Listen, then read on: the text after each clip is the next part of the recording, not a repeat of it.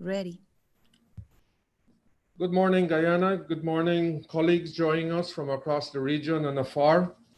As we continue to celebrate Agriculture Month in Guyana under the theme Investing in Agriculture for Poverty Reduction and Sustainable Development, today we have a very special webinar titled Measures to Increase Intra and Extra-Regional Trade for Guyana. Today we're very fortunate to have our panelists with us, Mr. Robertprasad, Foreign Secretary, Ministry of Foreign Affairs and International Cooperation, Mr. Shanba, Program Manager, Agriculture and Agro-Industrial Development, Caricom Secretariat, Mr. Sham Nakta, President, Guyana Manufacturing Services Association, Mr. Vasyl Stewart, President, CABA, Mr. Alistair Green, Regional Agribusiness Specialist, ICA Delegation in St. Lucia. I am Wilmot Garnett, ICA Representative in Guyana. To start off this morning, I would like to introduce Foreign Secretary, Mr. Robertprasad.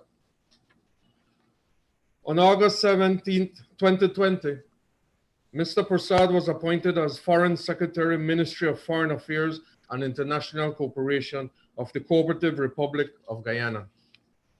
Mr. Prasad brings to this position vast experience in the areas of corporate affairs, governmental relations, and international business, with expertise in oil and gas policy and business development, environmental management, integrated natural resources management, and the production and management of the extractive industry and agriculture sectors in Guyana, with the desire to contribute to the advancement of people and communities through strong leadership, innovation, and reform.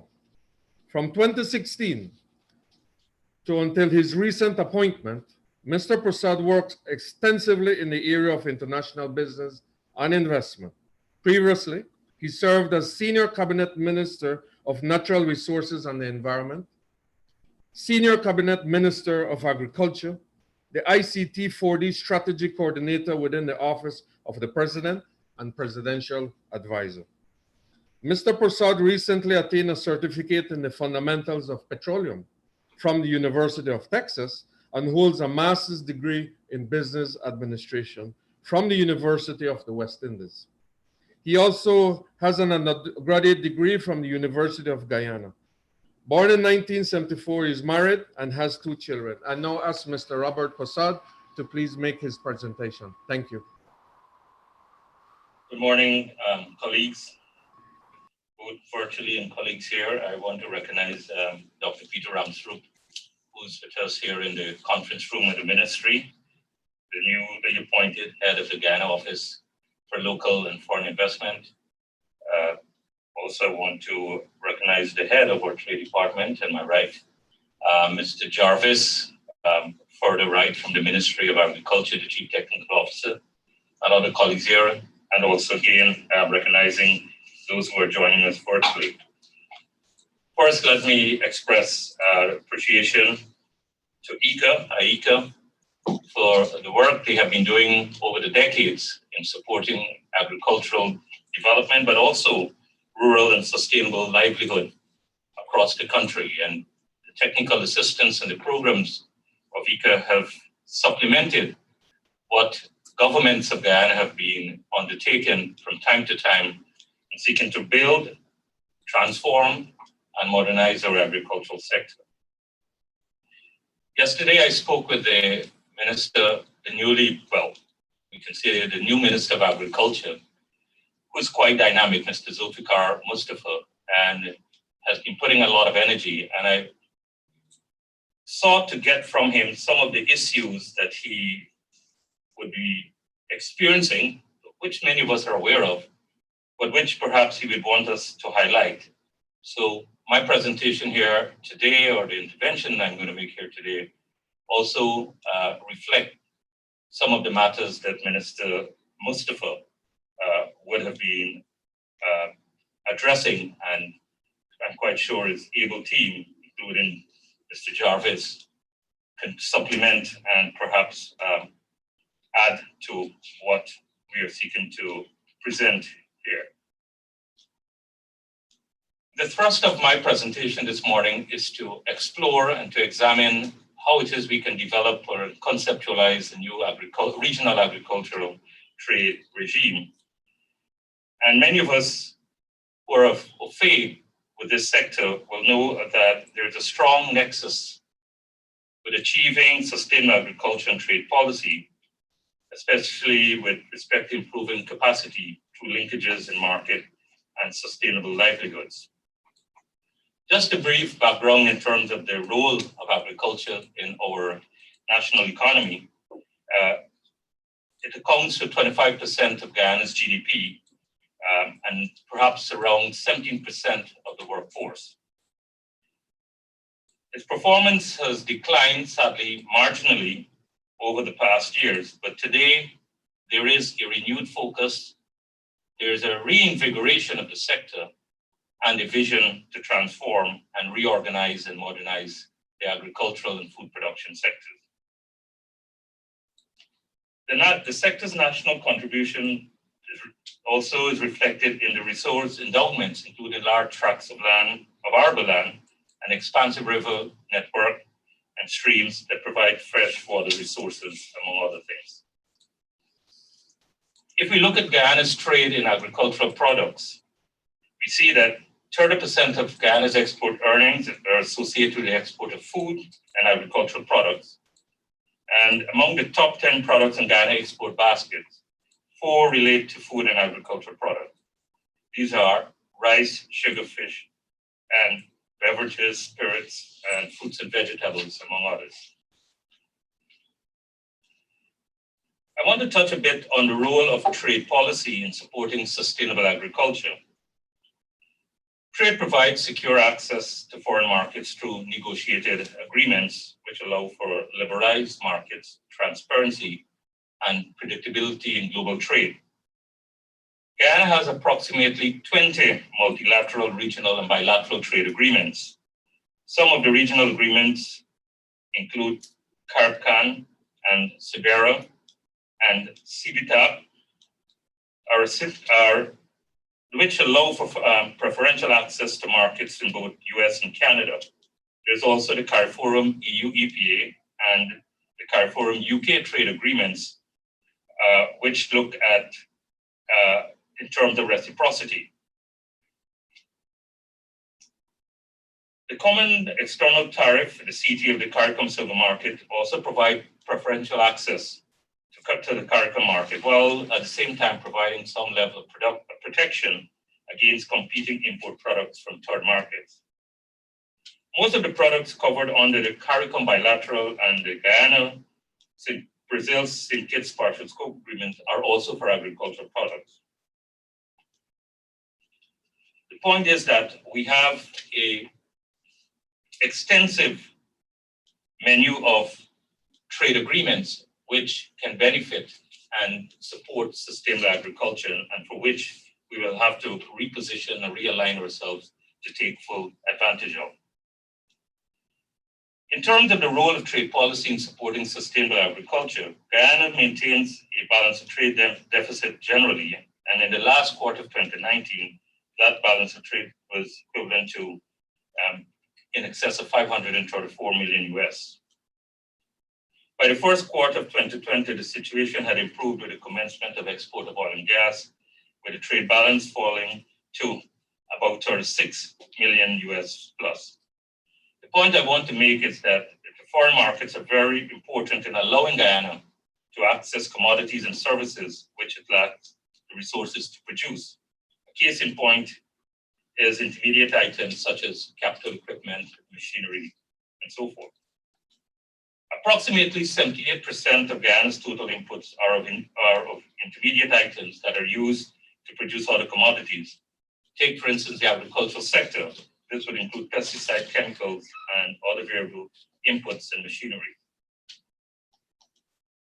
Foreign markets also allow for economies of scale and scope and can therefore support diversification and value added once the requisite policy support is provided at the national level. We all are aware that Caricom food importation bill is just about $5 billion US. And Guyana is poised on the basis of its comparative advantage in a number of sectors for which there is regional demand to respond strategically. The CT mechanism also gives Guyana preferential access to the Caricom market, and there are also benefits under the free movement regimes. In terms of promoting expansion and growth, there are two issues I want to make reference. First, through the framework rules on the use of subsidies set up by the WTO under the Agreement on Agriculture, which is analogous to a traffic light system, green permitted, amber slow down, and red forbidden. The rules set for subsidies which need to be revised multilaterally can affect the level of support that can be provided to the sector, as well as the ability of exporters to compete in foreign markets with exporters from countries that provide extensive subsidies through farm support programs. The challenges brought on by COVID-19, which saw many countries imposing export restrictions, speak to the importance of multilateral regime on providing policy guidance so that countries have the policy space to address challenges while not derailing opportunities for exporters. The second point is there's potential for trade to promote growth and expansion through the attraction of foreign direct investment under guided mechanisms such as free zones and contract farming with foreign buyers. Global firms such as supermarket and retail outlets that purchase food on the basis of long-term contract with producers in developing countries. Negotiated contracts on the future markets also provide incentives for businesses to expand output. At the policy level, we need to give greater consideration to both policy and legislative requirements necessary to support contract farming if we're to take advantage of that opportunity. I now wish to examine some of the challenges in the agricultural sector, and we've divided that up into two categories, foreign and local. In terms of foreign, the use of subsidies on fair trading practiced through dumping, growing use of non-tariff barriers to trade, such as technical regulations and sanitary and phytosanitary regulations, limited transportation connectivity among Caricom countries are critical challenges associated with foreign trading partners and limit gains that can be achieved by trade. The challenge related to food safety measures is an area of grave concern for Guyana, given our insufficient scientific capacity to undertake some of the required testing. For example, the historic non-tariff barriers to certain Caricom and extra-Caricom markets, some of these issues which we're currently addressing stand out as examples. On the local front, these challenges include infrastructural as they relate to poor farm-to-market road transportation networks, inadequate port facilities, and other key binding constraints, such as limited access to finance, cost of energy with respect to food processing, feeder larceny, the lack of sufficient cold storage facility, lands not adequately developed to support access to water resources, taxes on lands are also of great concern. And also the issue in terms of energy, which has been plaguing and hindering an agro-processing and even an agro-industrial sector in our country.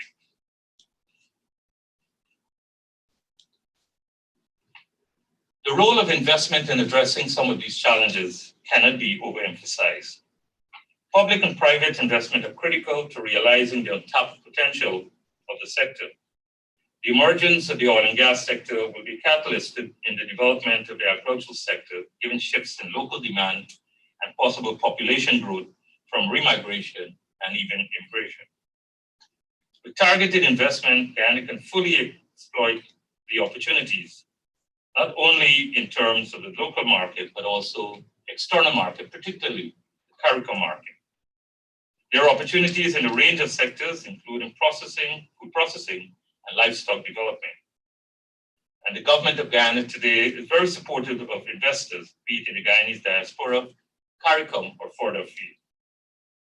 Through cross-border investment, Guyana can also contribute to the region's aim of 25 by 25, that is reducing our import bill, food bill, within 5 years by 25%.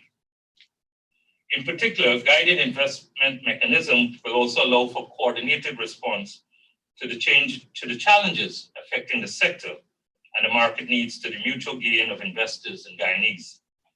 A useful example is public-private partnership mechanisms, such as build, own, transfer model for infrastructural projects, among others. We believe that there should be, and many of these are being undertaken currently by the government and as well as underbrated by the president himself, are some key policy mechanisms for sector support. One would be our soon-to-be launched trade policy and strategy, which will provide strategic guidance, particularly in the context of taking advantage of opportunities afforded by oil and gas. A trade policy consultative mechanism to receive and respond concern that is at NASIM, that already exists has been functioning and is very critical in us addressing some of the issues and the intervention that we require. Number three, the National Food Safety Authority that is set to commence operation by February 2021.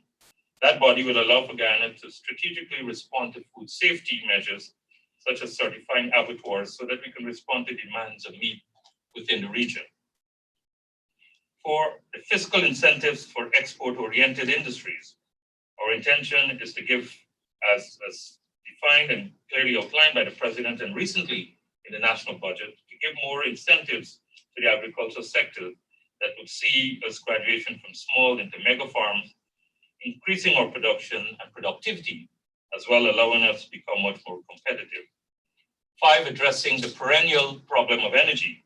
And already we've heard the government, president himself, and relevant ministers have already been talking about work being taking place in the development of gas power, and even restarting the Amaila hydro energy facility that will certainly allow their food processing and the agricultural sector to benefit.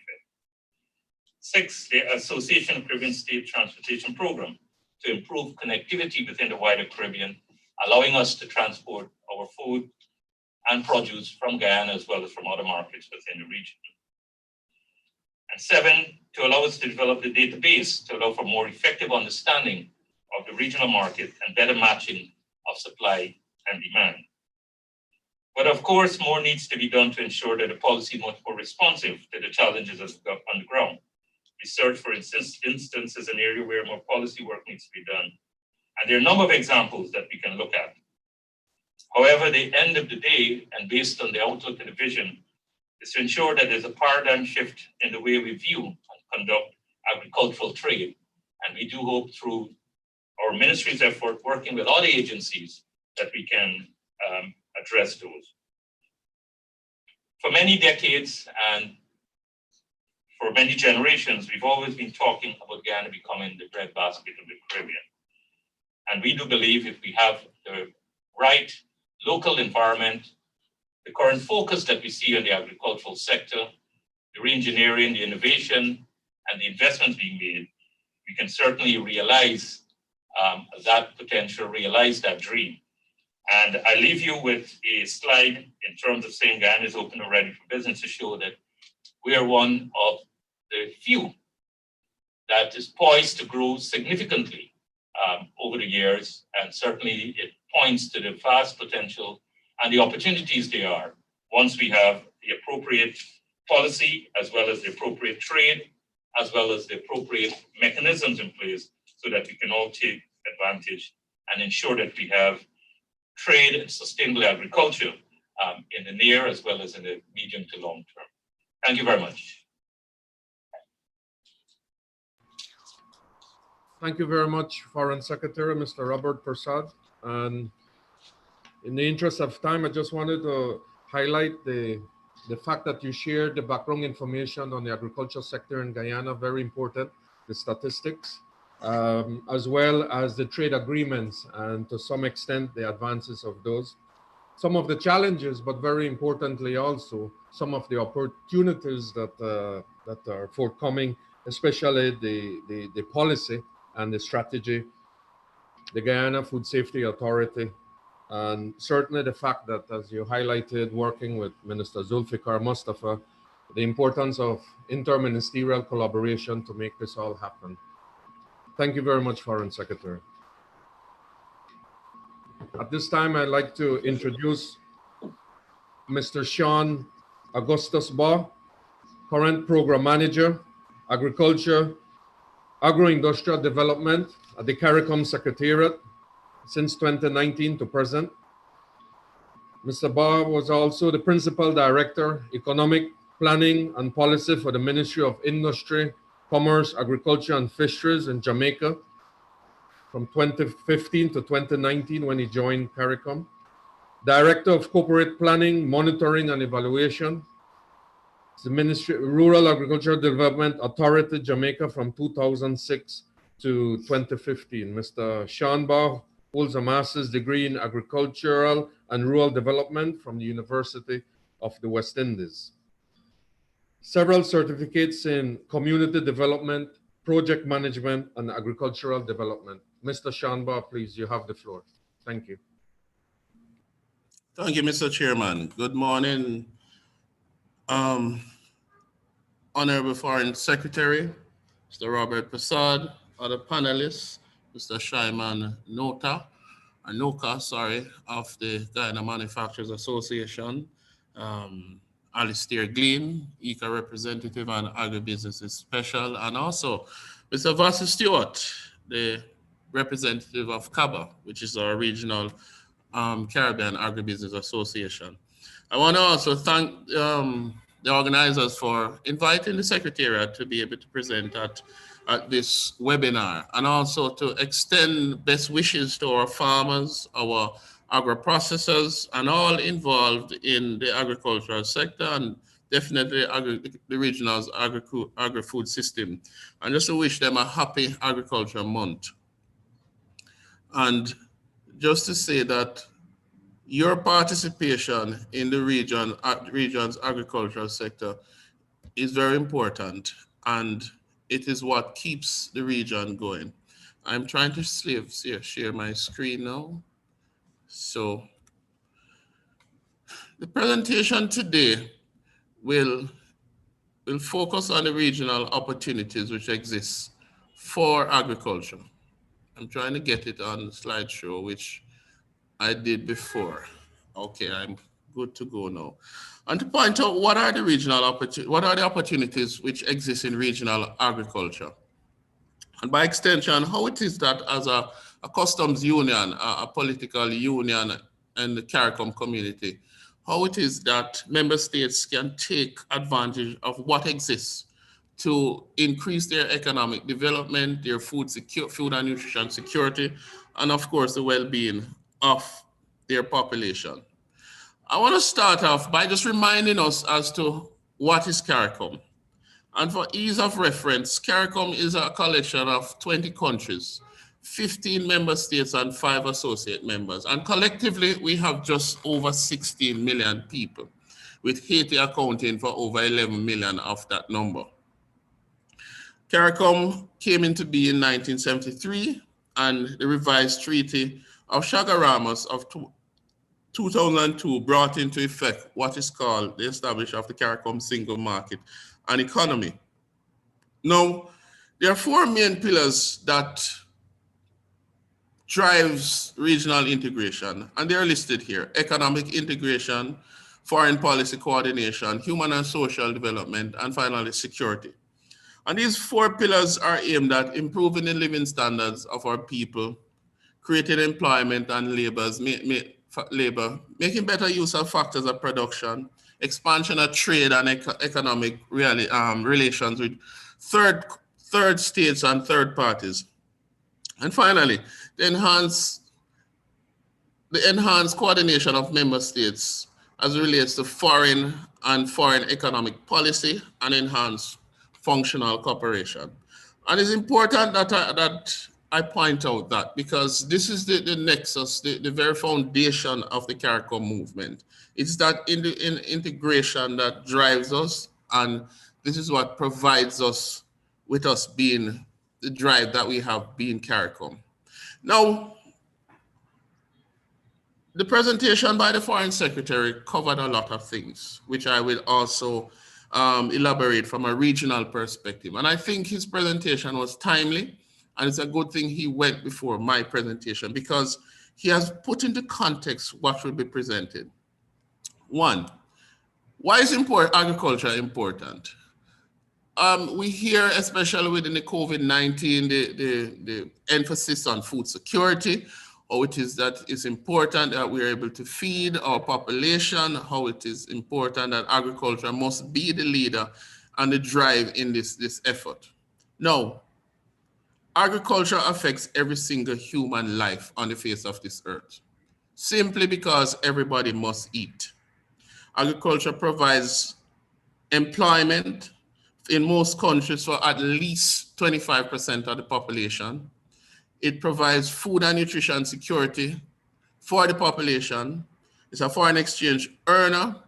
It contributes raw material to value chain and to other value chains and other linkages that it creates with certain sectors, so certainly as it relates to the hospitality industry. And importantly, it is a contributor to GDP.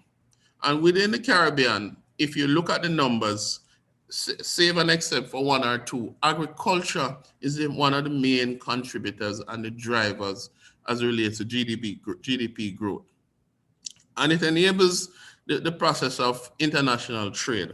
And that is important to us in the region. And that is the context as it relates to the importance of the agriculture sector within the region. Similarly, as important as the sector is, there still exist some challenges throughout the region. And these are some of the binding constraints that are causing the sector not to develop as rapidly as we want it to. I mean, some of these are one, they are trade barriers. And by this, I mean the different SPS regimes that are in place. It is still difficult for us, even when the customs union called Caricom, for us to trade amongst ourselves, because there exist several trade barriers which aren't beneficial to us and retarding our ability to trade. We are trading easier with foreign countries than we are with our own member states within CARICOM, and that's something that's challenging and we have to deal with. There are low levels of youth involvement, and by that, it's compounded by the stigma which is attached to being in agriculture, and also the readily access to finance to support activities within agriculture. There's a human resource constraint which exists, where there's need for more technical specialists. And by technical specialists, I mean persons who are skilled in irrigation management, water management, persons who are skilled in agronomy, persons who are skilled in research and agricultural technology. There's need for more of that. And that's a challenge which we are now facing. And as a result of that, we are not seeing the level of innovation and introduction of technology that the region requires as it relates to developing the agricultural sector. And that's a challenge which exists. There's also a challenge that has to do with the availability of arable lands. The characteristics of most of our member states, excluding Guyana, Suriname, and Belize, Haiti to a lesser extent, is that they are limited lands. They are mostly islands, so land is finite. So there's a challenge with that. And therein lies opportunities for the larger member states. Now, the future of the region's agricultural sector will depend solely on the greater involvement of the region's private sector, as was outlined by the Honorable Foreign Secretary's presentation. And this will have to be done working closely with governments, farmers, manufacturers, and producers. And it will call into question and depend on creativity, innovation, big data, increase investment in R&D, and also to remove what I spoke about, the barriers to trade, if we are to unlock the full potential. And I point out that, as was said by the Honorable Foreign Secretary, our current food import bill is approaching 5 billion US. 5 billion US. That's 5 billion US that could be retained within the region, that could contribute to the wealth and well-being of our own people. And it's important that this is a collective approach that will have to be taken as we seek to reduce what is currently happening. Now, there are trends in regional agriculture that is important. And within these trends, it is creating new job opportunity. It is fueling trade in e-agriculture and e-commerce. There's climate smart technology that's taken on. There's the opportunity for agri-entrepreneurship or agripreneurship. There's opportunities in agro-processing, as was mentioned before. The markets that we're targeting have a need, have a taste for our regionally produced products. A lot of our member states depend on tourism, and the tourists would have come here and acquired the taste of the Caribbean. And having acquired the taste of the Caribbean, going back to their countries, they want to take that back with them and they want to continue using those products. So there is an opportunity as relates to agro-processing. Technology as relates to drones, use of drones and other appropriate technology. Time has come for us to revolutionize the way we do agriculture, how it is in the region that we do primary production, how we develop the value chain. Drone technology, new processing techniques, these are opportunities that can be introduced into the region to create competitiveness and at the same time create an environment that fosters innovation and economic development. Important too is to point out there is an opportunity taking place in the non-food agriculture sector to deal with nutraceuticals. A lot of the plants which are endemic to this region, the Caribbean and the Caricom member states, we have been finding that they have certain medicinal and cosmeceutical or cosmetic properties that people have been converting into products that deals with skin care, health care, wellness, and so forth. There's a real opportunity that's taking place. I mean, if you look at some of the weak agricultural products that are demonstrated throughout the region that deals with I can talk about extracts of leaf of life, aloe vera, extracts that has to do with neem, all sorts of different plants which are found throughout the region that people have been buying into, turmeric being one, ginger being another. So there's a non-food agriculture sector that's developing that there's an opportunity for us to take advantage of it. And that within itself requires innovation. So there's opportunity for the private sector to provide solutions that will help to develop same.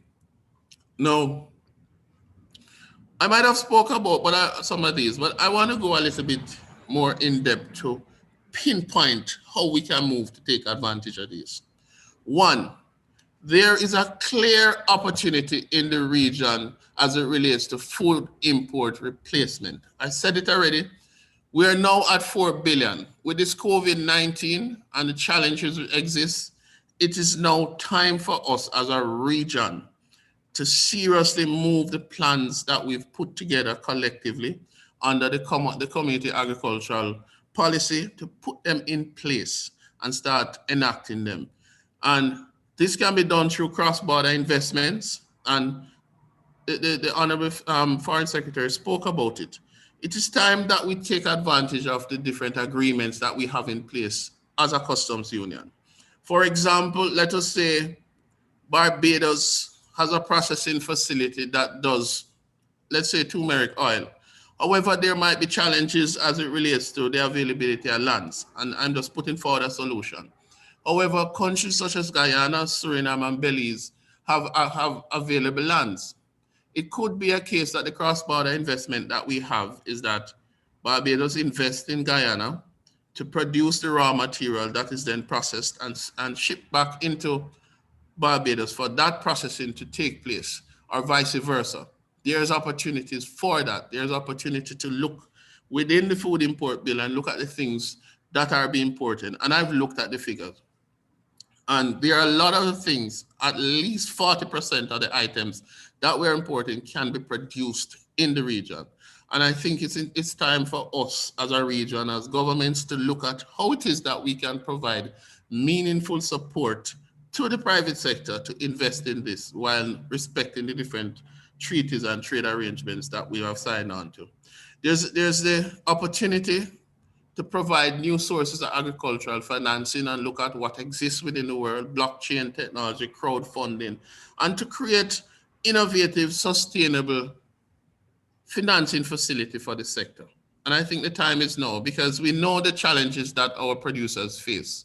Limited collateral, the risks that involves in the sector. I think time is now for us to collectively put our heads together to see how it is that we as a people can put together, as a region, can put together a financing facility that allows easy access and utilization of financing to develop the sector. And it's important to point out that developing the sector, a lot of the times we think only about the primary production. When I talk about the sector, it's from the primary production to post-harvest management and storage to distribution, logistics, and also manufacturing and processing. There are opportunities for our young people and our entrepreneurs to deal with online agricultural services. If it's one thing the COVID-19 has taught us, how we do business cannot continue. How we do business have to change. We have to change or die. We have to embrace technology. We have to look at how it is we can be more efficient, how it is we can embrace what is happening in the first world and bring that here into the Caribbean region. There's opportunities for product development. And this has to do with labeling, packaging, and provision of seeds. A lot of people don't know this, but 60% of the agricultural inputs that goes into the sector comes from outside of the region. And I'm talking about chemicals, whether organic and also inorganic and organic chemicals. They come from abroad. Planting material having to do with seeds, they come from abroad. There is an opportunity for us here in the region to see how best we can cut that. Because it makes no sense that we're going to do a lot of domestic production programs, but we still have to rely on outside support to be able to supply the seeds. If there's export restrictions and they're not exporting seeds and planting material, then we still will be food insecure. There are opportunities to deal with smart agricultural solutions and tools.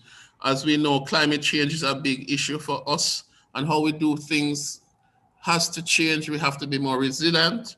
We're susceptible to disasters, flooding, and hurricane, and so forth. So there are opportunities within that. And I want to look at two final opportunities. And the presentation by the Honorable Foreign Secretary made mention of this. The time is now for us to take advantage of the Caricom single market and economy.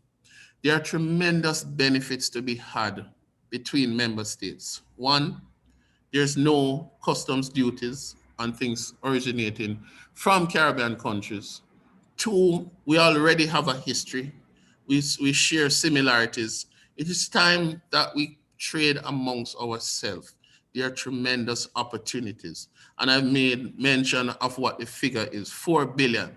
If one member state targets 10% of that, that's 400 million US dollars that would come into the coffers of the member state through investment. And finally, there's the opportunity of gastronomy. Gastronomy meaning food and food export. It is time that we really, in a really concerted effort, express and give to the world a taste of the Caribbean region.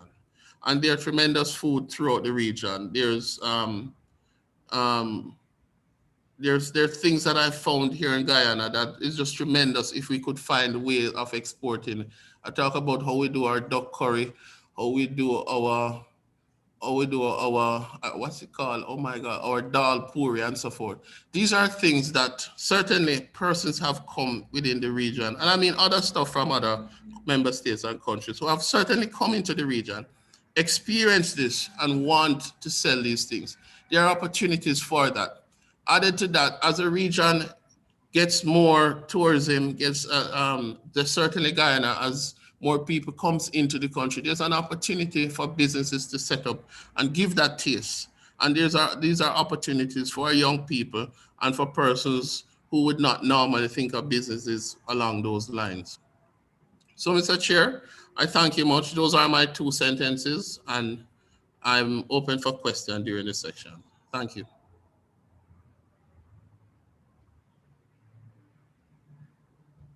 Thank you very much, Mr. Ba. And I just wanted to highlight the importance, as you mentioned, of the economic integration. The technical barriers to trade have been with us for many, many years. The importance of import substitution, there's been a lot of talk on this for quite some time too. The technology and innovation, and certainly the research and development that we need to also invest quite heavily and collectively within the region. Thank you very much, Mr. Ba. At this time, I'd like to introduce Mr. Sham Nokta. Mr. Sham Nokta is the Managing Director of Environmental Management Consultants and a Natural Resources, Environment and Climate Change Specialist. He is the founder and principal environmental management consultant, a Guyanese business which provides services to the private sector, multilateral organizations, NGOs, and governments. These services include conducting environmental and social impact assessment studies, preparation of environmental management plans, biodiversity assessments, environmental compliance support, environmental training, and capacity building. Mr. Nokta has been integrally involved in the leadership of Guyana's private sector and is currently the president of the Guyana Manufacturing and Services Association. As a member of the Council of the Private Sector Commission, he previously headed the Energy Subcommittee and currently chairs the Energy Committee of the American Chamber of Commerce in Guyana. Under his stewardship, the GMSA was able to establish a strategic public-private partnership with the government to advance key subsectors, including agriculture and agro-processing, forestry, and wood processing. At this time, I'd like to introduce Ms. Rosalinda Rasul, who will be making the presentation on behalf of Mr. Nokta, Mr. Sham Nokta. Ms. Rosalinda, thank you.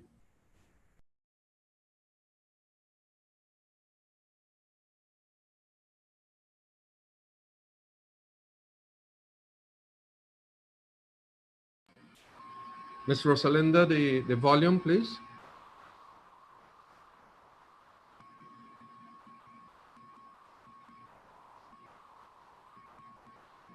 Colleagues, can you hear? Fellow panelists? Sorry, when you share a video, you have to select an option that is share a computer sound, please. If you can share again the video, is perfect, please.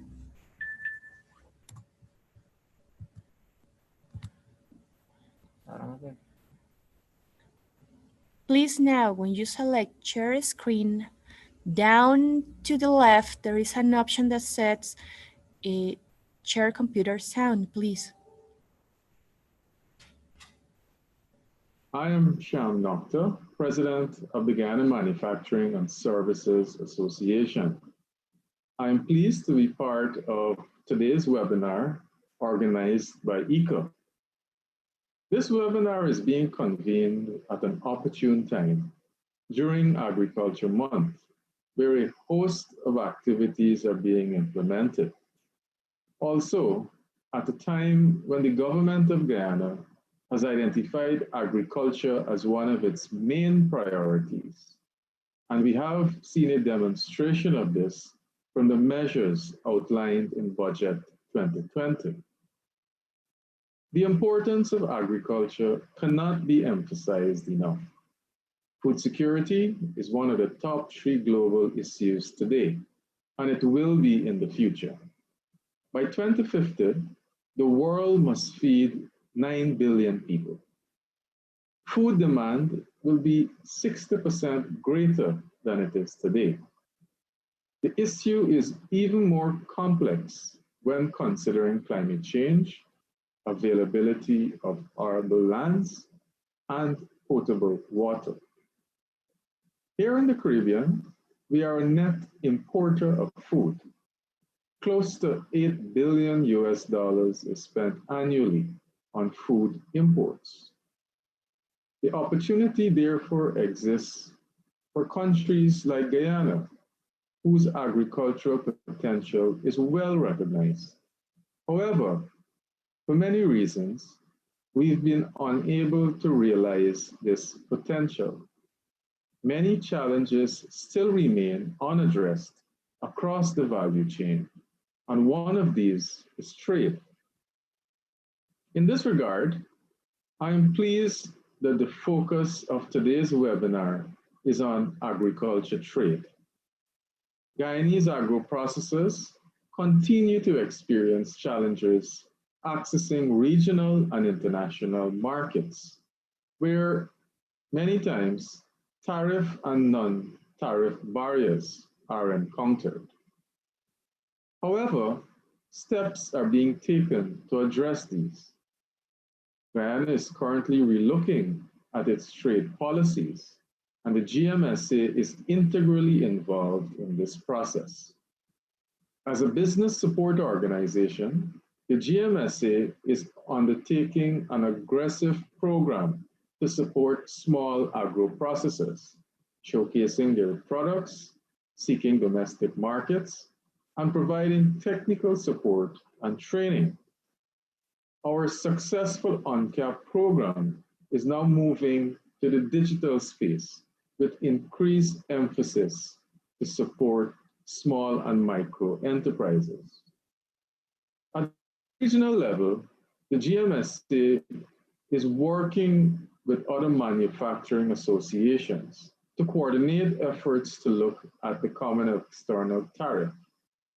We have just established a cooperation framework through an MOU, and this is certainly a first step towards wider collaboration. However, we need to tackle trade as well as other barriers together. At the national level, the private sector through the GMSA and government through the Ministry of Agriculture have established a joint working group which is meeting monthly to work through key issues to advance agriculture and agro-processing. We expect to work closely with government in shaping Budget 2021 and to lend support as government works to shape its strategic plan for the sector. At the same time, the GMSA continues to push for a larger space for locally produced products in national procurement, especially in this COVID-19 environment, so as to give a foothold to local businesses. At the regional level, especially at the leadership level, we believe more needs to be done to address barriers. This, however, will require strong political will. It also needs to be informed by a comprehensive assessment of the critical issues and looking at them from various perspectives. It also requires strategic level engagements between governments and private sector leadership. We recognize that there have been previous attempts at a regional agri strategy. Clearly, this needs to regain momentum. However, even as we await these actions to commence, there are low-hanging fruit opportunities which we need to grasp. Addressing freight in the region is one such area, and where we could potentially deliver food grown in the Caribbean to ready markets in smaller territories, a critical need, especially in the current COVID-19 environment. Perhaps through today's webinar, we can explore other areas where action can be taken in the short term. In closing, I wish to say that I believe we have a good understanding and appreciation of the issues. We need to move to address them with urgency. Organizations working in the region, such as ICA and others, have a greater role to play in helping to advance food security and the growth and expansion of agriculture and agro-processing. Today's webinar is therefore a step in this direction. On behalf of the GMSA, I wish to express our appreciation to be part of this event, and we look forward to continuing to work closely with ECA, the government, and other partners. Thank you.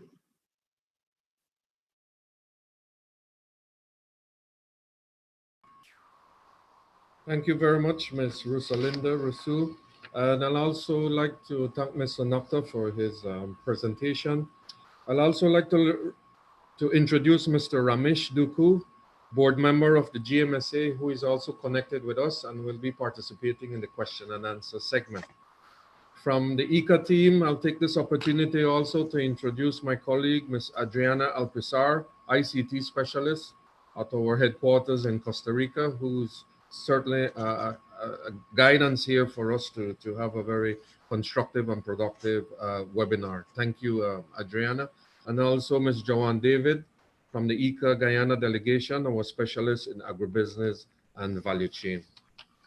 Very briefly, a few reactions. As Mr. Nokta highlighted again, the technical barriers to trade that have existed for quite some time, highlighted the trade policy, the revision that Honorable Foreign Secretary mentioned before, but I wanted to point it out here that it's very inclusive, and the private sector as well as other partners are very much involved to revising this policy and this strategy. Support to small and medium enterprises, as well as the cooperation framework that is very, very important. We need to continue collectively to address these many issues that's been with us for quite some time. Thank you very much again, Mr. Nokta. At this time, let me introduce Mr. Vasyl Stewart. Mr. Stewart, he is an agribusiness and international marketing development specialist with over 30 years of diversified and practical experience in agribusiness, value chain development in the Caribbean, and has gained through working with national, regional, and international public and private sector organizations in various positions, including CEO, regional manager, regional coordinator, advisor, consultant, investor, and director.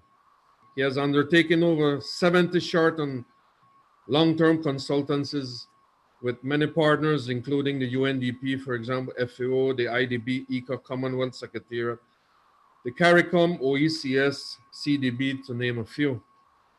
He has made numerous presentations to Caricom at the quoted meetings and at national, regional, and other international meetings, seminars, conferences, and workshops. Mr. Vasyl Stewart is currently the CEO of Woodsman Caribbean Limited, a multi-purpose agro-processing company, CEO of the Caribbean Agribusiness Development Company, an investment and facilitation company, president of the Caribbean Agribusiness Association, CABA, a non-profit for development company, and a member of Caricom Agriculture, Food and Nutrition Cluster, established by the Caricom Secretariat to lead regional agribusiness development and policy at the strategic level. Mr. Vasyl Stewart holds a master's degree in international marketing and entrepreneurship, postgraduate diploma in food technology, certificate in quality management, several certificates in marketing management. Mr. Vasyl Stewart, please. Thank you very much, Chair. Let me begin by expressing our appreciation to the organizers for inviting us to be part of this, what I hope will be a seminal event. We've been having a wide range of webinars spawned by COVID, and I'm hoping that this one will not just be another webinar, but one that we could perhaps look back in 3 to 5 years and said it was the basis for a strong and sustainable export program from Guyana. Let me recognize Honorable Foreign Secretary Robertprasad, Mr. Wilmot Garnett, ECA Country Representative, Mr. Shanba, Manager of Agriculture and Agro-Industry Development, Caricom, Mr. Alistair Glean, ECA Rep and Agribusiness Development, representative of NASEN and of GMSA, other distinguished guests, and hopefully our participants are also hearing me clearly. So let me ask you, everyone hearing me clearly and seeing the PowerPoint? Yes, we can see. Can you put it in duplicate mode, selecting the upper mode, display settings? Thank you very much. Okay. So I'm going to speak on a couple of issues, basically seeking to identify specific opportunities as it relates to investment and trade. Much has been said about the broader opportunities, both by Foreign Secretary Prasad and by Sean. So I want to be a little bit more focused on where we in the private sector see very specific opportunities.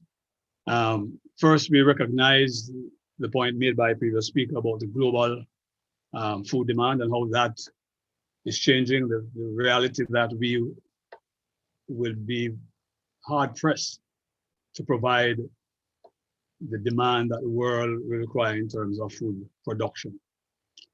This placed Guyana, I think, in an exceptional position in that countries like Guyana that are the beneficiaries of large acres of land, in case of Guyana, water, relatively stable climate, and a small population will have great potential in terms of producing food to satisfy this international demand.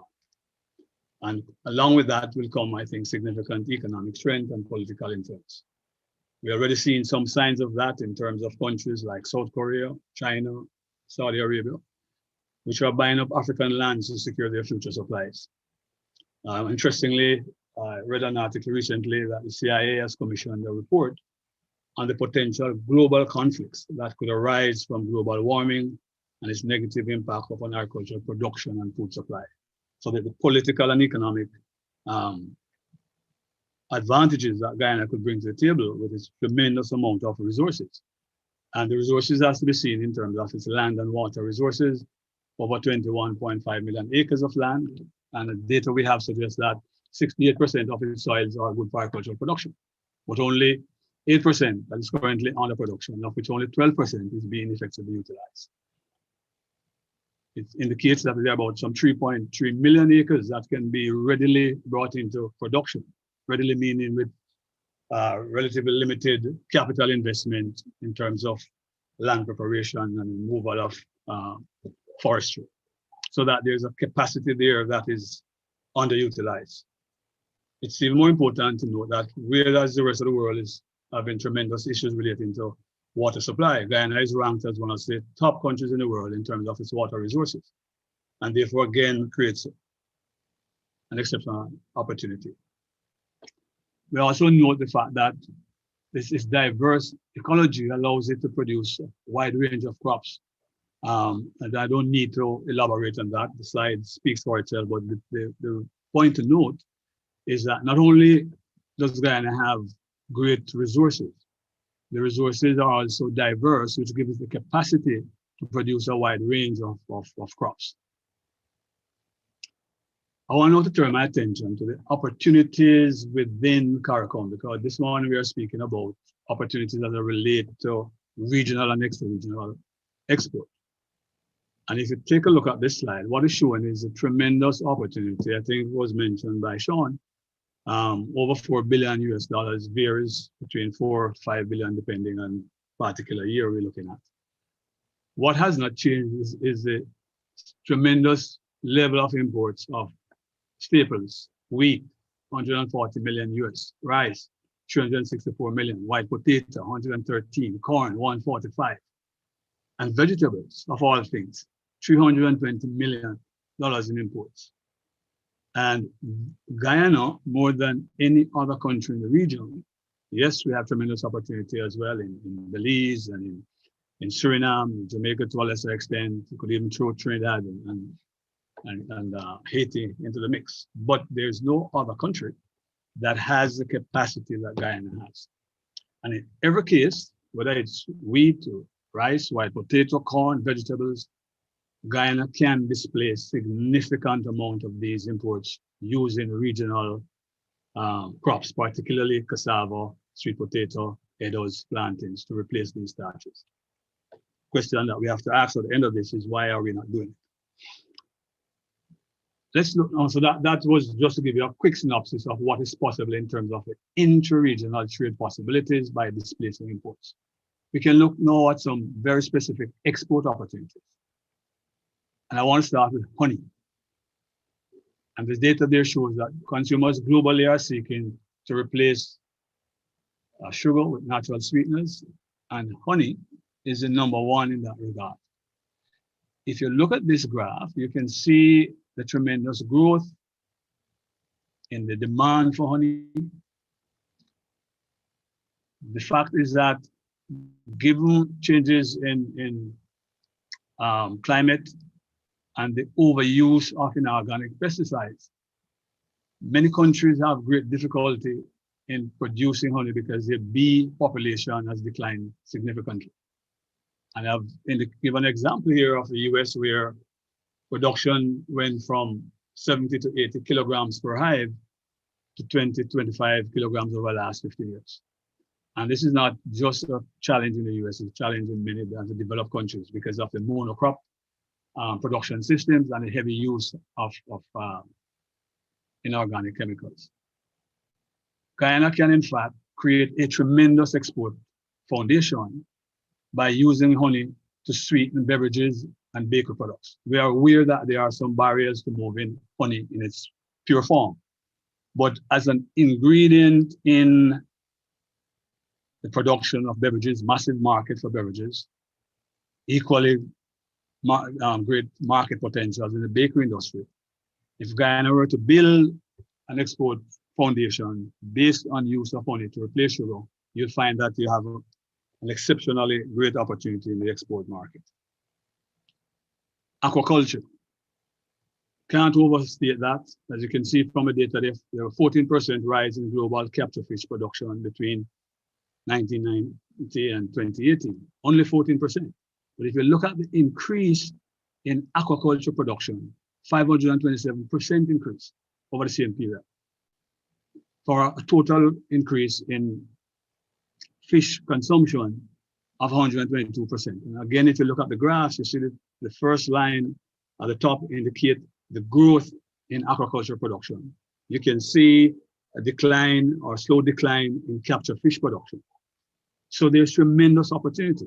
I give one example there of Vietnam as a major exporter of catfish, pangasius, where production reached over 650,000 tons in 2011. Exporting of over $2 billion was estimated in 2019. In 2010, we brought a potential investor from Vietnam to Guyana, and he was absolutely blown away when he saw the water resources in Guyana.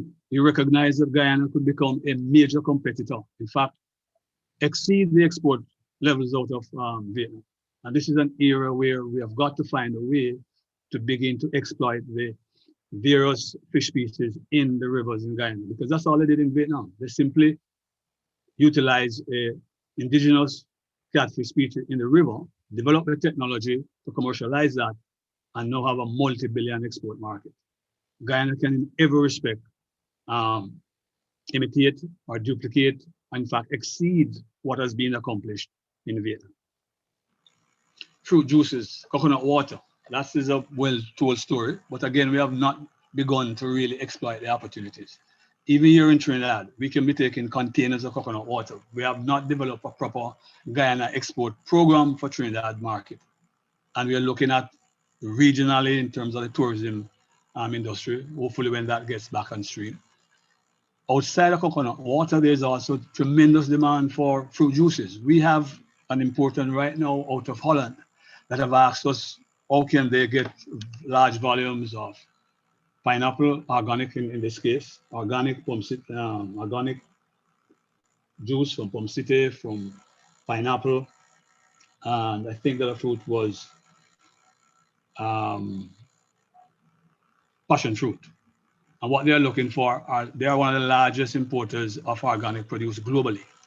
And Guyana is well poised to take advantage of these opportunities. The fruit juice market, especially juices that do not require added sugar, is simply exploding. The herbs and spices industry, I think mention was made of that. Bear in mind that in every food product, literally you could have some form of herb or spice. If you look at this chart, you'll see the kind of demand in the US, how that has been growing. And this particular chart gives you some explanation as to the demand in the different market segments for bakery, for meat, for frozen food, for soups, sauces, dressings. Guyana again is absolutely best placed for a wide range of herbs and spices. And recently we did a investment profile for turmeric and for I think moringa. Looking at Guyana as a major producer, not only for food but for feed, in the case of moringa, and turmeric as a medicinal. So there are tremendous opportunities there. You look at what's been happening in terms of the hot pepper sauce market, exploding. Hot pepper demand now exceeds mayonnaise, soy sauce, barbecue sauce, ketchup, and mustard combined. Guyana is absolutely well placed to take major advantage of this opportunity. So let me wrap up quickly. And the question that I want to pose to us is, how do we grasp these opportunities? What it is that is preventing us? We've been saying this over the last 35 years since I've become involved in regional agriculture. Everybody recognizes the potential for Guyana, what it is that is constraining us. So I want to just make a couple of suggestions. One, we need to establish a public-private sector team, and I suspect the establishment of NISN and GMSA involvement perhaps provide a foundation for that. Once that is done, then there need to be a plan that is developed for export, for investment, that will be specific with measurable objectives. The people in charge of that should be provided with the requisite resources. So it's not just a plan on paper. And perhaps most importantly, is to hold the team that is going to be charged with responsibility, hold them publicly accountable. Very often, the accountability seems to reside only with the politicians, with the minister, and not with the technical people who are required to provide the technical support. I think we need to shift the focus, not just at the political level, or even though we maintain some focus there, that it has to be the team that is held accountable. And we're saying here in CABA that we are prepared to be part of this team. Currently, we have a number of opportunities. We have been seeking to work out of Guyana for the last 3 years. We have investors who are ready and willing if there is the right facilitation. We have had tremendous difficulties in trying to get investment there. We have machinery and equipment there. We sought to organize export out of the Pomeroon, number of challenges there. So what we're hoping is that this will provide us with an opportunity, working through this mechanism, to bring the opportunities to the table and to work with the team to implement them. I want to thank you, Chairman, and I'm available for the discussions that follow. Thank you very much, Mr. Vasyl Stewart, and for reminding us certainly that the opportunities lie here in Guyana, the vast arable land, water, the know-how. The agriculture folks are well positioned, and also with respect to the importance, you highlighted the aquaculture industry, and they reminding everyone that a diverse agriculture sector is certainly the way to go. You highlighted again also the importance of us working together to have this better collaboration in the region and take advantage of all these opportunities that exist. And thanks very much for the way forward. And after Mr. Gleen's presentation, we'll open up a bit for question and answers. They'll be pointed at the panelists, but also I encourage the panelists to also address some of these questions that have been that have arisen. And at the end, we'll all get a few minutes for closing remarks also, and hopefully we can have some commitment, some deadlines as to how we'll continue the engagement and address these issues, some of these issues as we move forward to improve and increase agriculture trade, both intra and extra-regional. Thank you. Mr. Alistair Gleen is a technical specialist working in the International Trade and Regional Integration Program at AICA. He is an attorney at law, but trained in agribusiness as well as international relations. Governance and marketing are his key areas of focus. However, he has a particular interest in working with micro and small players to enhance their business opportunities, operations, as well as to access regional markets. Besides work, he's a sports enthusiast and considers himself a farmer. Mr. Alistair Glean, please. Thanks. Thank you, Mr. Garnett. I'm trying to share my screen, but I think Mr. Stewart has to stop sharing before I can share.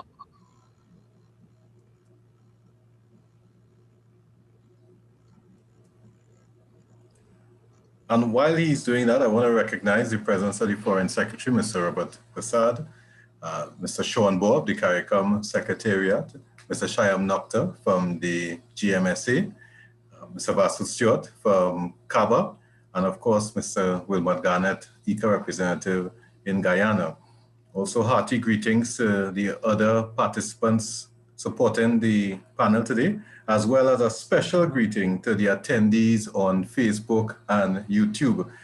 To me, you all are the real persons that we want on board, because you all are the ones who we want to hear from and we want to get involved in this whole activity. Okay, so let me see if I can share now.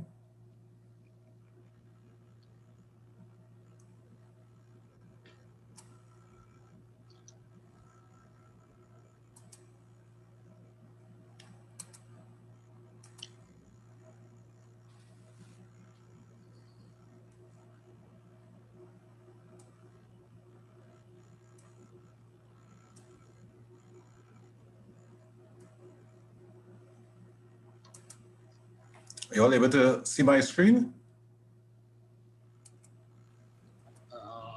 Not as yet, Alistair. Not yet. Adriana, can you please assist Alistair? The share screen is at the Okay, bottom. I think it's on my end. Okay, it should be coming up now. Is that okay? Yes. Okay, fantastic. So I've been asked to share a bit on the role of the Business Development Thematic Group in supporting regional trade. Firstly, congratulations to the Republic of Guyana on its Agriculture Month.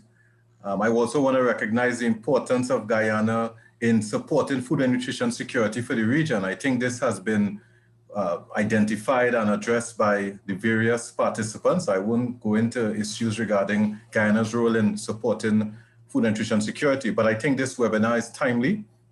And as Mr. Stewart said, I think we should really focus on advancing business and moving beyond the talk and the rhetoric that we've had over the years.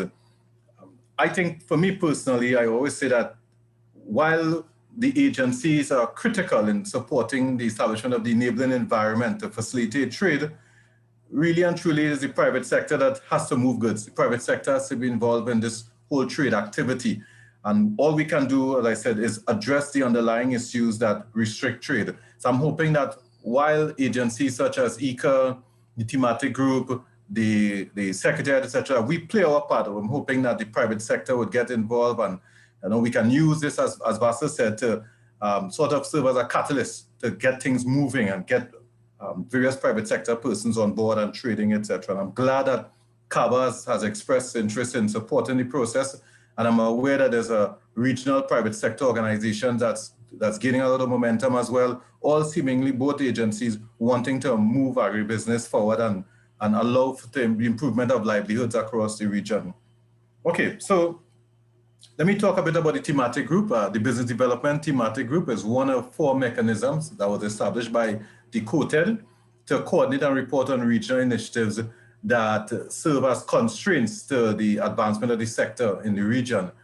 As I said, we are a coordinating mechanism. We are not involved in actual trade, or there's no budget that is assigned to the thematic group. What the thematic group relies on is the support and the involvement of its various member agencies to address these various constraints. The thematic group received its instructions from the COTED and the Regional Planners Forum, And in turn, we seek to influence the work program of our members. Okay? And in particular, I should identify the constraints that the thematic group addresses. It looks at the organization of the private sector across the region. It addresses issues related to financing and investments, transportation, as well as marketing. So I spoke about the membership of the thematic group, and there's great value in the membership of the thematic group because, as I said, the thematic group in itself is a coordinating mechanism, is a reporting mechanism, and we rely on the input from the various agencies to address these constraints that affect agribusiness. Some of the members include ICA, of course, the Caribbean Development Bank, UE, CABA, the farmer associations, namely CAFAN and ACARI, CAIPA, which is the Caribbean Association of Investment Promotion Agencies, also Caribbean Export, and of course the Caricom Secretariat. And from time to time, we co-op various national agencies, such as NAMDEFCO out of Trinidad and Tobago. We also engage, for instance, the Port Authority of Antigua and Barbuda when we're addressing transportation issues. So we co-op various national entities in the work that we do. Excuse me. Now, I should say that our current focus is based on work that was undertaken during the period of the 10th EDF funded agriculture policy program. And a number of studies were undertaken, such as one looking at improving market infrastructure across the region. And in particular, we looked at the body of work titled Business Facilitation Studies. Now, it's clear that, as I said before, the private sector has to be involved in trade versus governments. And in order for the private sector to get more involved and for the private sector to capitalize on the opportunities, there's need for information so that business players can make decisions. This body of work, which we titled the Business Facilitation Studies, sought to provide that information and address a number of the issues that are plaguing the sector. Two critical studies were addressed. One looked at the examination and proposals for improving transportation and logistics for interregional trade, particularly for agricultural goods, and the other related to addressing non-tariff barriers and non-tariff measures that impact on interregional trade. So we've been looking at these two studies. In fact, we had presentations to the private sector. The last time I was in Guyana, that's exactly what we came to do, and we collaborated with the Guyana Manufacturers and Services Association to sensitize private sector on some of the opportunities, some of the issues, etc.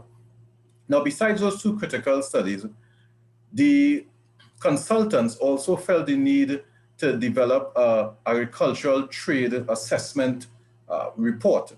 And it sought to look at the patterns and tendencies that were taking place across the region over a 3-year period.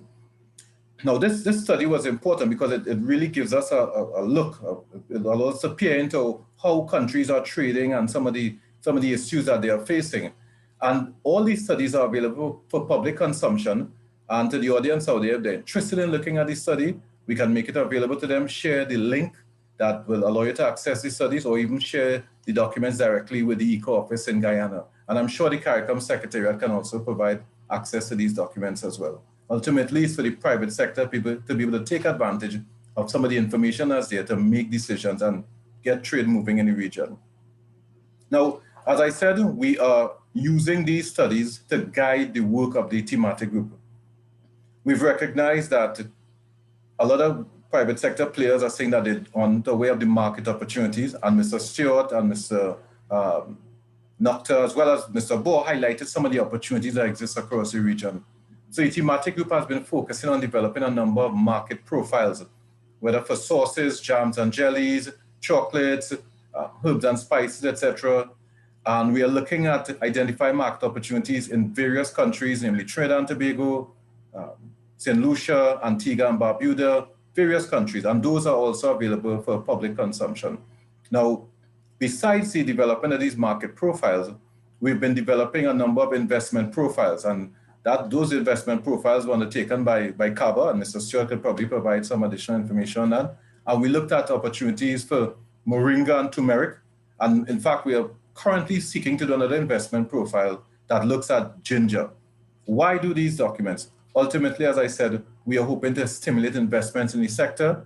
Mr. Stewart highlighted the opportunities that is before Guyana. So there's hope that these investment profiles can stimulate some sort of investment in the various countries.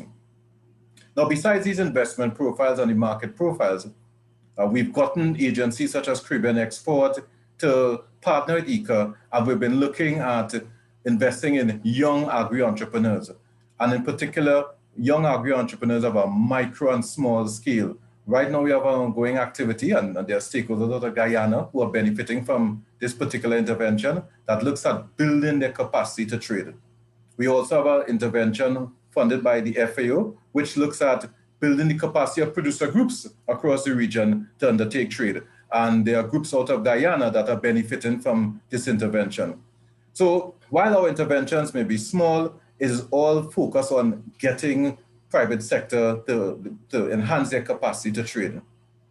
Besides the development of the various profiles, we've been looking at issues related to transportation. The study that addressed transportation highlighted a number of challenges on the import side, for instance, that there are various customs regulations that hinder trade and that there are high port tariffs that prevent trade from moving. I know that, I believe it was Mr. Bohr that spoke about 60% of the inputs come from extra-regional sources. And we recognize that unless we address some of these issues of port tariffs and the dilapidated or outdated equipment that exists on the ports, we will see a slowdown even in the imports of extra-regional inputs. And those issues on the ports and the high port tariffs are also impacting on intra-regional trade. So there's a need to address some of those issues the study addressed. And we at the thematic group, we have been trying to promote the use of less than container load services. And in fact, we are supposed to have a meeting of various players and interested investors sometime next month that will seek to promote and encourage investment into the use of LCL services. Because for most of our micro and small producers, they can't get goods across the region in full container loads. So the study recognized that it may be more optimum to focus on the use of less than container load services.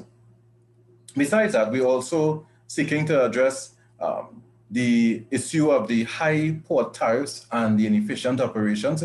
And we are hoping that we can put forward a position before the various ministers of transportation, as well as ministers of agriculture, and even to the heads of state, to have some sort of policy position regarding reducing some of these high port charges. Because ultimately, if we don't seek to address those issues, it will greatly impede intra-regional trade, as well as impact on our ability to receive imports from extra-regional sources.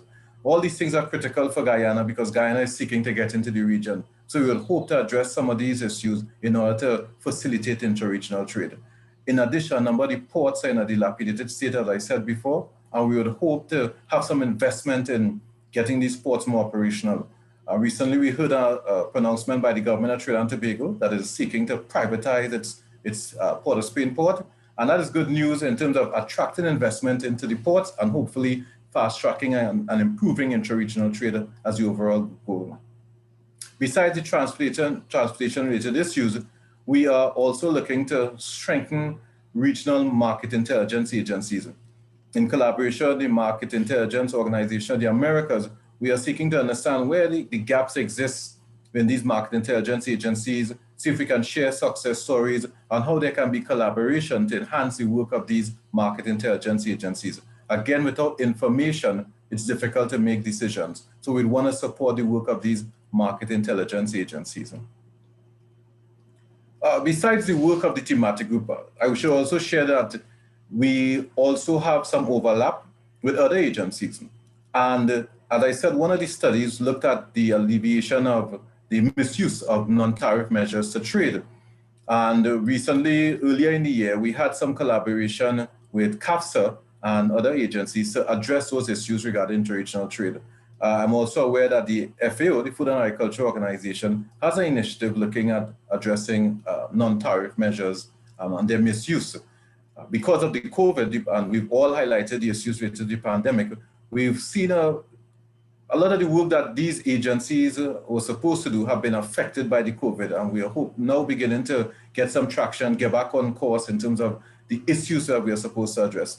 Nonetheless, agencies such as CAFSA, and CAFSA leads one of the thematic groups that looks at agricultural health and food safety, and CAFSA has indicated that they're in the process of developing 19 commodity-specific guidelines to facilitate the trade of agricultural produce across the region. What that does, it allows us to hurdle some of those non-tariff measures, misuse of the non-tariff measures and the non-tariff barriers to trade that exist. So it's hope that this work that CAFSA is going to do will greatly and significantly allow us to move beyond some of these challenges that we are facing from moving goods from Guyana to countries like Trinidad, Barbados, and the OECS. So this is good news, I believe, first, and this is where the agencies come in terms of providing that enabling environment. And to close off, I would say that we also have been developing some regional trade facilitation platforms, and I'm talking about the various agencies. I know that ICA itself is supporting the development of a trade platform that links governments to allow them to share what is available in various countries to facilitate trade. And as far as I'm aware, the Caricom Secretariat is also going to launch a particular e-commerce platform that will allow the private sector to trade. And I'm confident that stakeholders of the Guyana will benefit significantly from the establishment of these portals. I'm hoping that my colleagues may be able to share a little further on that, or during the question and answer period, we can address some of those issues. So to conclude, as I said before, the thematic group is a coordinating body. It relies on the support of our member organizations and those that we co-op from time to time. ICA provides the secretariat support and also the chairmanship of the thematic group. I just want to close by saying that ICA is present in all the 34 countries of the organization, the American states. And I'm sharing this because we can provide support in enhancing linkages with other markets across the region and other territories, North America, etc. In fact, we have been recently talking to some colleagues out of Canada to see how we can enhance trade with Canada. And we've been doing that particularly for Trinidad and the OECS, but of course we can involve Guyana in that discussion. And we have legs on the ground, and we are willing to support the efforts of the producers out of Guyana to get into the various regional markets as well as extra-regional markets. So I'll close on that note. Thank you very much. Thank you very much, Mr. Alistair Glean, and just thanks for reminding us the very important role, responsibility of the private sector, and the fact that it must be inclusive as we move forward. And you pointed out the lack of information and for export requirements, but certainly the Business Development Thematic Group with its partnership is addressing this issue. The market profiles, the panelists, colleagues listening, joining us virtual, a lot of studies have been completed. I encourage, let's work together and do the investment now. At this time, we have 33 minutes. We'll open for question and answers. I'm going to manage the time real tight, and because we'd like to set aside 5 minutes before we close for closing remarks from our panelists. I will now ask Ms. Joanne David to assist me with the Q&A segment. Thank you. Good morning, everybody, and all of those persons joining online, on Facebook and on YouTube. We have a few questions. The first is, and I know this is a topic that's of quite some interest to quite a few persons. It's what is the process to access the agricultural lands for large-scale development for a company that is registered in another Caricom country? Would that company have to be registered locally? I believe that question could be directed to the Foreign Service Foreign Secretary and his team.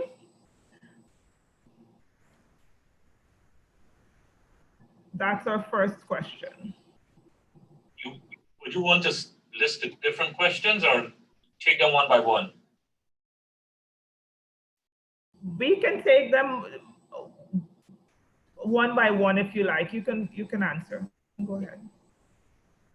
Unlike some Caricom states, well, several, we don't have any restriction in terms of access to land, but certainly companies will be required to register in Guyana in terms of having land tenureship and ownership.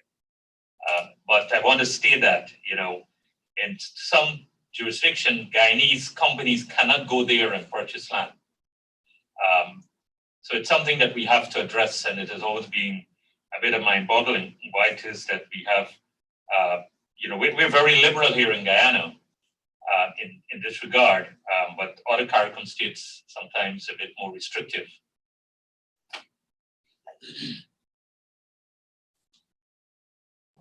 Thank you. A follow-up question would be, what are some of the current incentives being offered to medium to large scale agriculture investors here in Guyana? Good morning. So some of the incentives applies to whatever machinery and equipment you may need to set up. You will have a waiver of duties and taxes on that. There are some additional incentives such as tax holidays and so on, but they fall under different regime, and there's usually a framework that guides the application of that.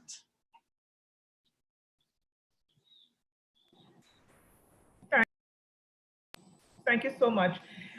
There is a comment. How do we seriously change the potential to reality? A number of persons throughout their presentation spoke to the potential of agriculture in Guyana to support the region, etc. There must be, the person indicated, unity of purpose for stakeholders. So the question is, how do we seriously change the potential to reality? What steps you think as a panel would be necessary to move from potential to reality?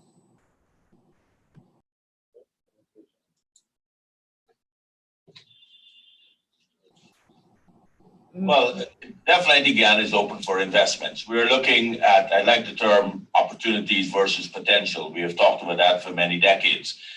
Given, our president's focus on agriculture, what the foreign secretary said, our new policies will be, I believe that the investment opportunities for all large and small businesses is readily available. We will work aggressively to make Guyana an attractive jurisdiction for those entities coming in. And, as you look at some of as some of the panelists talks about the import bill and us potentially helping feed the Caribbean, we have large massive lands available for large scale plantations. The president has highlighted, that we are going to aggressively look at the agriculture agenda for 2021. And so definitely the opportunities are available for investors, both local and foreign. We encourage the foreign investors to partner with a local client in order to help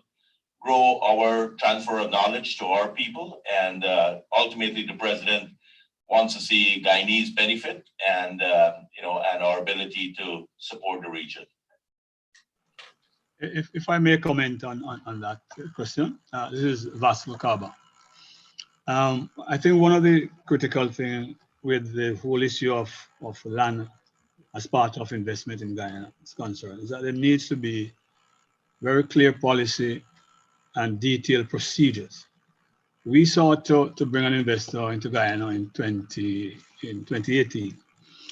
And although we were shown where we could access the land and even given a map of where the land is, the investor was asked to ensure that there was no squatters on the land and to do the necessary survey to determine boundaries and so on. Now, that became an immediate obstacle. The investor is not, even though they had joint venture partners in Guyana, they were not able to take on that kind of initial action to get the joint venture going. And part of the challenge was there was no clear, defined policy and procedure that the investors, both in Guyana and those that in fact came from Trinidad, that would have allowed them to pursue this opportunity.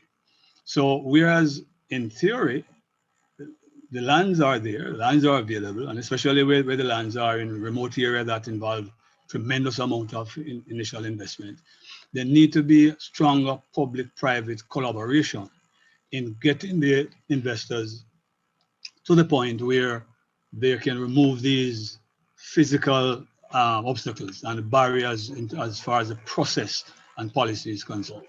So I think that is one of the first things that needs to be put in place, and there needs to be, I know there are institutions that are supposed to do the handholding, but in our case that did not really materialize. So I think that is one of the things that needs to be addressed as an immediate issue. Thank you. Comes in, I just want to clarify that, we don't have a free-for-all here in Guyana. We're open for investment. We have the Guyana Lands and Surveys Commission, which coordinate very closely with the co-invest. But there are set out criteria and procedures by which companies and individuals will be able to access land.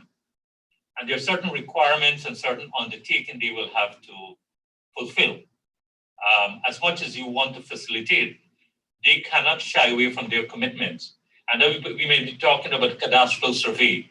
That cost has to be borne by the investor. We may be talking about the land availability. Those are the type of the work that the land and survey will give some information, but also will require some sort of collaboration by the investor. But there's huge demand for the lands in Guyana too. So it's not like we're sitting here and no one is coming and people are not actively involved. But there is a clear set out procedure which has to be followed, whether you're from the Caribbean or from Vietnam or from any part of the world. I just want to give some perspective on that before George continues.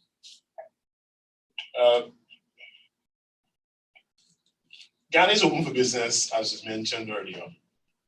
And I actually walked with some of the investors and we flew over some areas and talking about the group that Mr. Stewart would have been speaking about. And I recognize that whilst there may be some challenges, one cannot expect that for $1 per acre per year, that you will have electricity, water, and internet. And that was generally the sentiment of some of the persons who came.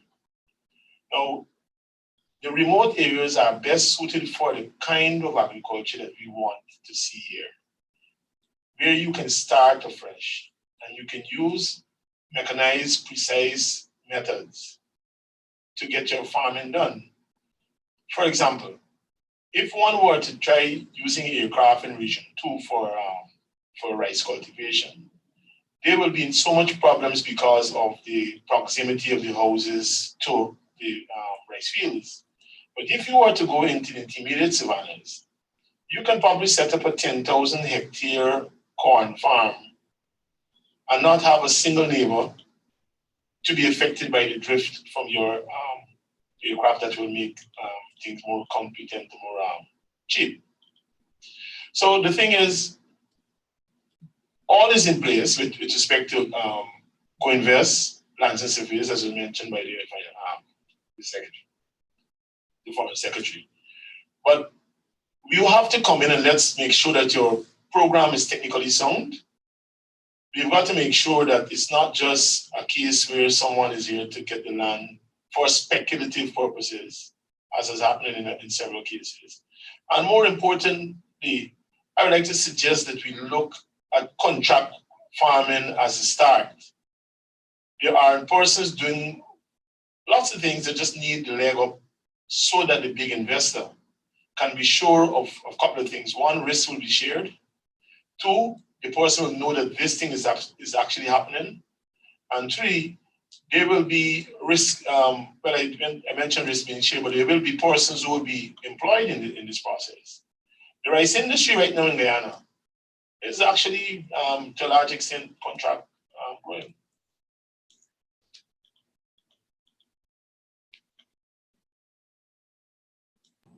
Thank you, Mr. Jarvis. Any other comments from any of our panelists before we move on? Okay, so we have another question. It states, I've noticed that many presenters have quite a bit of data. How can some of this data be made available to farmers and exporters, especially as it relates to production data? These bits of data are critical for investment decision-making. So somebody who is interested in particularly gathering production data and any other data that can guide in their making decisions as it relates to investment. So they want to know where they can find this data. Every bit of verified data that Ministry of Agriculture has is available for free. The only thing that one may have to pay for is if you want rainfall data, and that's in many cases is when contractors want to claim for rain days and so on like that. Okay. But everything is verified because you don't want to put out bits and pieces of information that someone may contest. But the Ministry of Agriculture and its agencies has always been willing to share production data so that we encourage persons to take part. Now, I must make this point that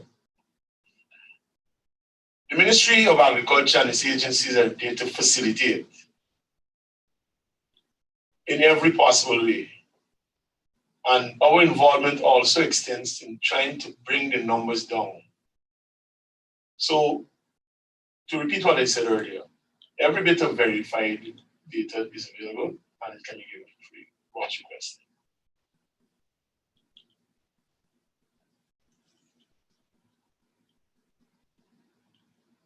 Thank you. We have a comment.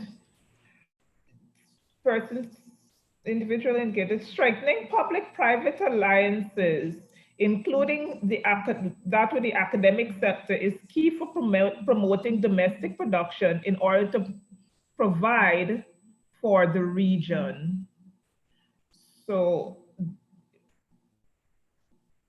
there is an interest by many in ensuring that academia is also involved in the discussion. That's just a comment. The next question, would the government, in collaboration with the private sector, consider developing legislation that encourages contract farming? In many instances, farmers regionally and internationally and run into many obstacles. This would be useful for farmers protecting their investments.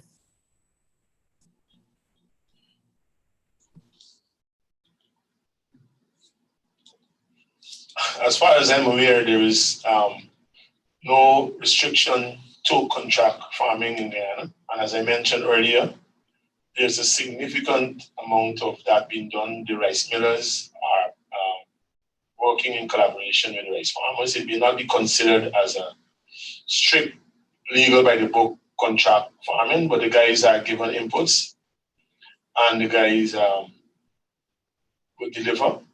They're paid, the deductions are made.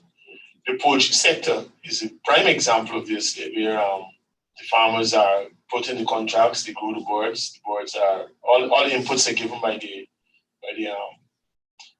nucleus farmer. And so, as far as I'm aware, it's very open, and I don't know that there's ever been a call for legislation to that effect. But I think if that's so, other folks may be able to see. Thank you. Thank you, Mr. Jarvis. There's a question is, COVID has moved us to a virtual setting, be it temporary or long-term. Will measures be put in place to ensure that trading platforms are developed to minimize face-to-face contacts, but increase efficiency for trade, both locally and regionally? Joanne, thank you.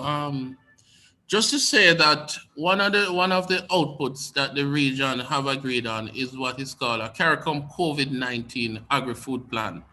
And one of the critical actions on the same has to do with the creation of trade portals. And we within the region have developed what is called a marketplace on an existing website that the Secretariat manages on behalf of our Caricom member states. And we expect to roll that out within the coming month. That will allow producers of agricultural products and produce to interact and to find out what it is that the services that they offer. Added to that, through the kind support of ICA, as a response to the request from our ministers of agriculture within the region, ICA has developed a government-to-government trade information portal that provides information on what is available in the region, where surpluses, where shortages are, and allows ministers to talk with ministers across the region, the Caricom region, to see what the demands are, what the possibilities are. So there are, in fact, steps being taken to create that. And also, the private sector on their own have been developing such systems, because with the restrictions that we have as a result of COVID-19, that has been happening. Thank you. Thank you, Mr. Ball. There's a question, what scope is there to strengthen access to the US organic market? With the strengthening of American diplomatic relations with Guyana, is there scope to request a USDA organic certifying in Guyana?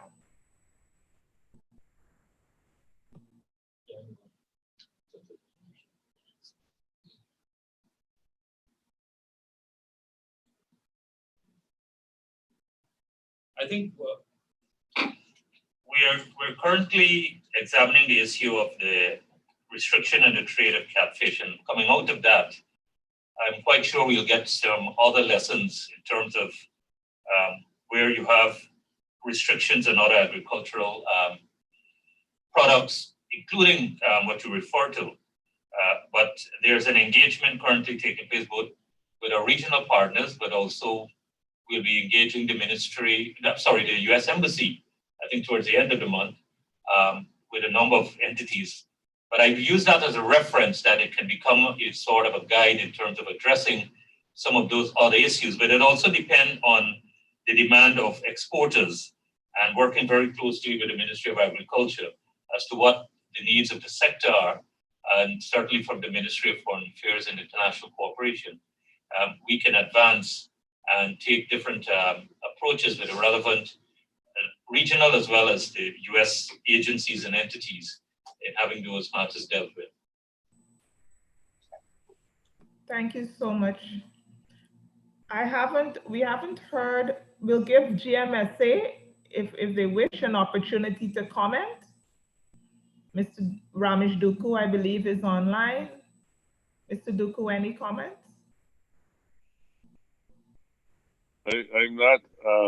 If you could help me by telling me specifically what you'd like me to comment on, I'd be happy to comment. No problem.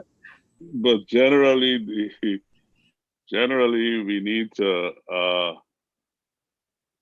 to work very closely with AICA, who's our friends. We need to work very closely with our government authorities, the Ministry of Agriculture, and there has been some renewed efforts in the GMA to specifically focus on agricultural produce, primary produce as well, that can be packaged and can be exported. We need to overcome some of the challenges that the Foreign Secretary raised in his presentation. We need to overcome the issue of quality and standardization in the primary production of agricultural produce. We need to make sure that we adhere to the international standards regarding food safety. And the GMA has just started to incubate a number of new young people like Aditya, people like Mr. Chintamani, who are venturing into new crops and producing very good quality of agricultural produce that are now available in the supermarkets locally. We look forward to the day when those produce will be available in the Caribbean. But the huge problem we have with the mindset of some commercial players in the Caribbean is that as soon as you start to do these things, all kinds of phytosanitary barriers are put up, and this has been a huge disincentive for some of our producers. So hopefully we can overcome these challenges. We also had discussions many moons ago, I believe I raised this at another forum, where we have asked the Ministry of Foreign Affairs to assist us with the translation of the Portuguese phytosanitary standards in Brazil, so that some of our players can interpret what is being said, and for us to be able to export some produce to Brazil. Right now, Brazil is taking what they need, but not supporting what we want to sell to Brazil. So these are some issues that we need to work on, and hopefully AICA can help us. Large companies like some of the large agro-processors are very interested in working with local farmers. Over the years, many efforts have failed because of the mindset of farmers, the tendency to do like price gouging. For processing of agricultural produce to be a success, there needs to be price stability. We need to get contract farming in place. We need to get crop insurance in place. And these are issues that needs to be addressed here in Guyana and perhaps in the wider Caribbean, so that farmers can benefit from what they're doing, putting their labor in. And you know, there are many instances in Guyana, for example. The head of AICA here is familiar with the peanut project in Letem, where small farmers look very warily at big companies, and they believe that you come to take away their livelihood. Some of these big companies who want to support farming is not like that. We would want to share the spoils and the profits with those farmers, and to organize farming in various other parts of the country. So these are some of the constraints for big business planning to get involved in agricultural activities. I think we need to look at having a special meeting with some of the new players in the industry. People are now growing strawberry here in Guyana, a number of new non-traditional crops.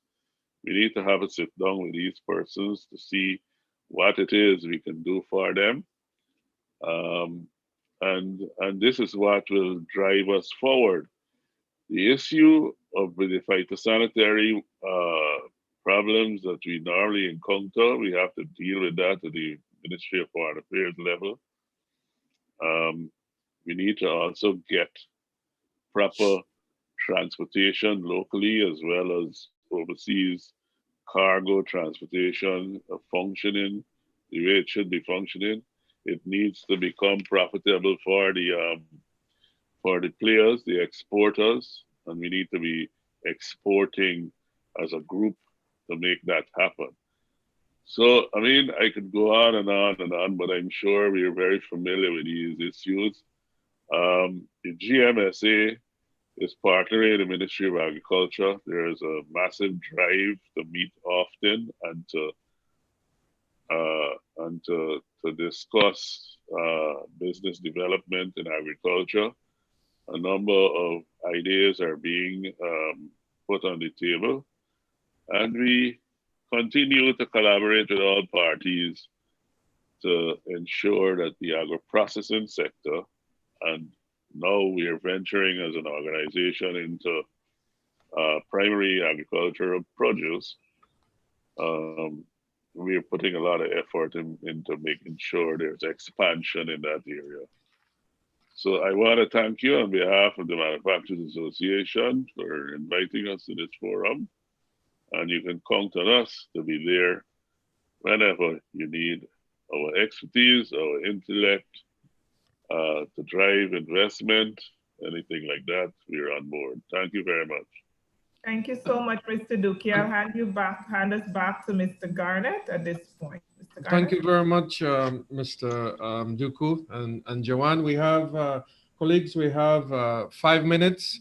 At this time, I'd like to start with the Honorable Foreign Secretary, followed by Caricom, GMSA, ICA, and CABA. closing remarks. We have 4 minutes, and then I'm going to wrap up in 1 minute. Foreign Secretary, please. Closing I'd like remarks. to defer to Mr. Ramsroof from GoInvest to offer some closing remarks from this end. Thank you.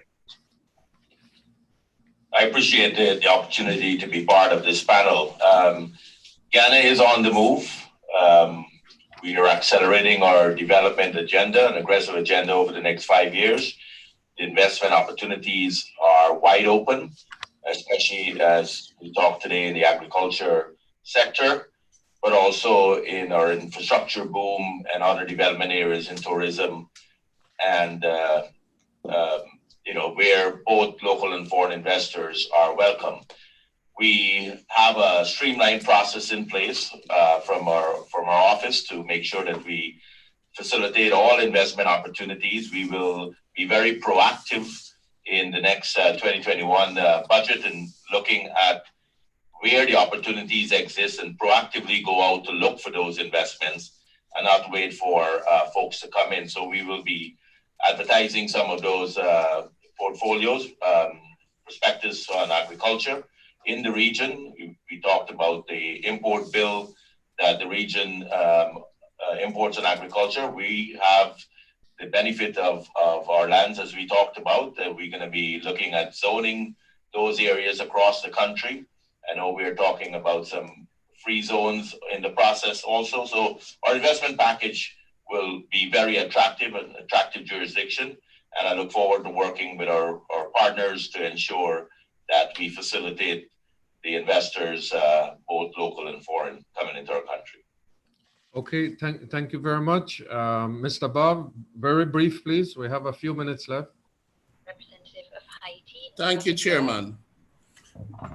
Just to say thank you to the organizers, definitely ICA and the government of Guyana.